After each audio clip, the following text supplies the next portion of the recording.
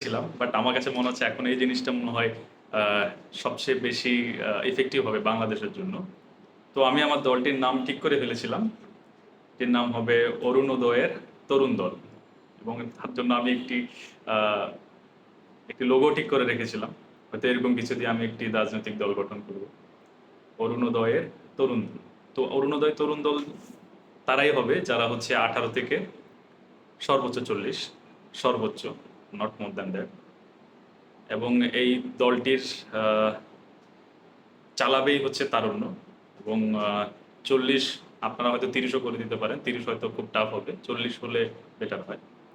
৪০ cross করার পরে সে আর তরুণও থাকবে না এবং এই দলের সে কোনো অংশ থাকবে না। সে উপদেষ্টার পর্যায়ে চলে যাবে অথবা সে রিজাইন করবে দল থেকে। এবং আ প্রধান যে থাকবেন দলের, তিনি ৫ বছরের বেশি দলের দায়িত্ব